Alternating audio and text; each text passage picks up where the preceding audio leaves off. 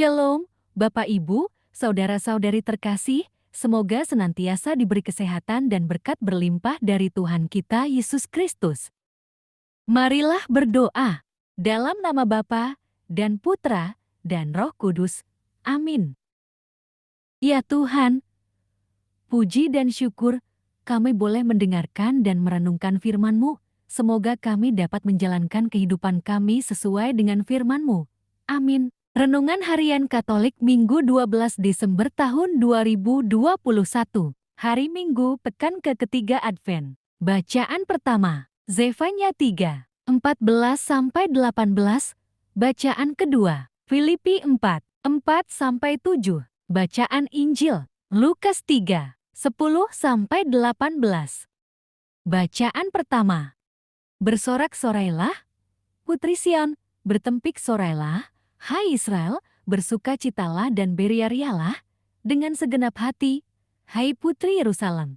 Tuhan telah menyingkirkan hukuman yang jatuh atasmu, telah menebas binasa musuhmu, Raja Israel yakni Tuhan, ada di antaramu. Engkau tidak akan takut kepada malapetaka lagi.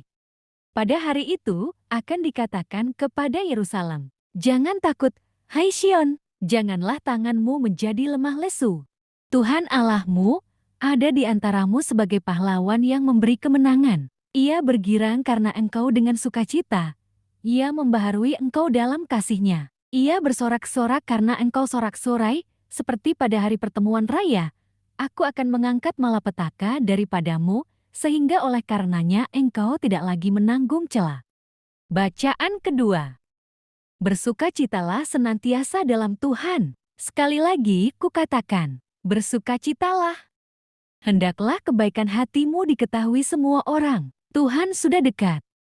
Janganlah hendaknya kamu khawatir tentang apapun juga, tetapi nyatakanlah dalam segala hal keinginanmu kepada Allah dalam doa dan permohonan dengan ucapan syukur. Damai sejahtera Allah yang melampaui segala akal akan memelihara hati dan pikiranmu dalam Kristus Yesus. Demikianlah sabda Tuhan. Syukur kepada Allah. Bacaan Injil. Orang banyak bertanya kepadanya, jika demikian, apakah yang harus kami perbuat? Jawabnya, barang siapa mempunyai 2 helai baju, hendaklah ia membaginya dengan yang tidak punya. Dan barang siapa mempunyai makanan, hendaklah ia berbuatlah juga demikian.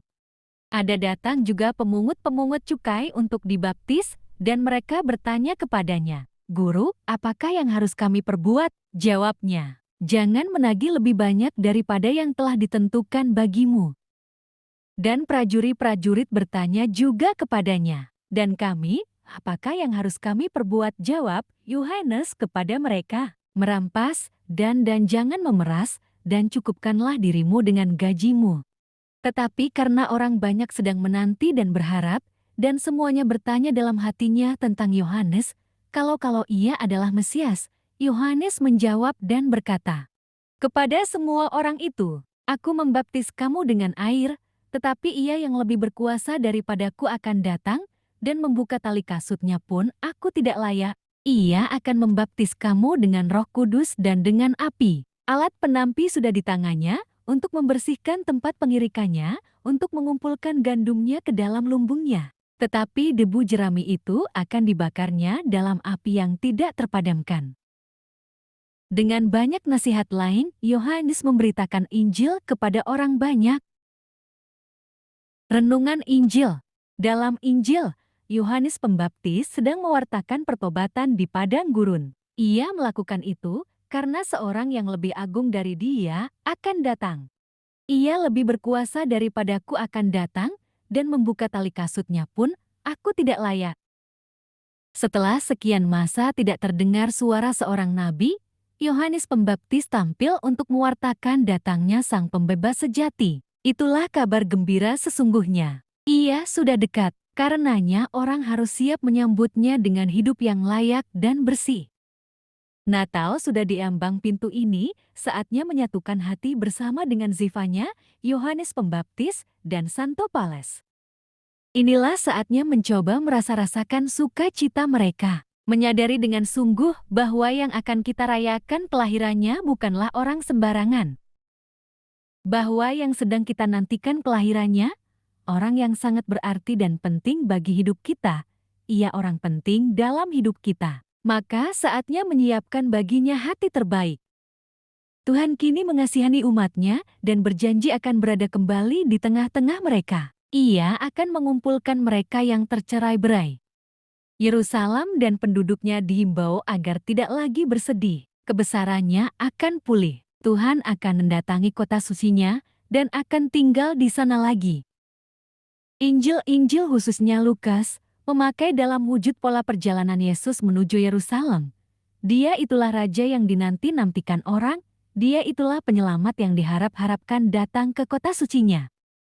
Dalam bacaan Injil yang dibacakan, dikisahkan bagaimana orang-orang yang datang kepada Yohanes Pembaptis berharap dapat memperbaharui diri, terungkap dalam beberapa ayat kecaman Yohanes Pembaptis terhadap mereka yang disebutnya keturunan ular berbisa. Mereka diperingatkan agar jangan melamun akan luput dari murka pada akhir zaman nanti. Bahwasanya mereka lahir dari keturunan Abraham sama sekali bukan jaminan. Jalan satu-satunya agar selamat adalah bila mereka menghasilkan buah yang baik. Bila tidak, mereka ibarat pohon yang akan ditebang dan musnahkan dengan api. Mendengar kata-kata Yohanes tadi, orang-orang mulai gelisah lalu minta dibaptis olehnya sambil menyatakan niat mau memperbarui diri.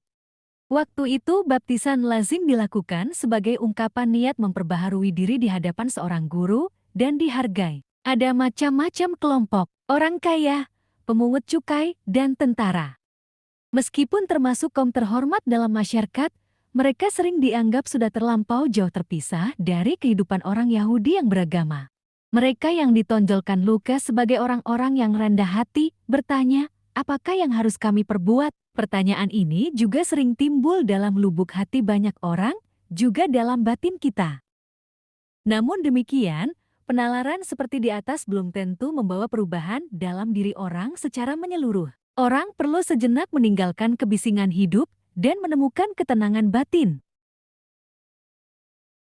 Ya Allah, pandanglah umat-Mu dengan tekun, menantikan perayaan kelahiran putramu. Bantulah kami agar kami bersukacita. Amin. Terima kasih, Bapak Ibu, saudara-saudari terkasih, semoga kita diberkati. Bapa, Putra, dan Roh Kudus. Amin.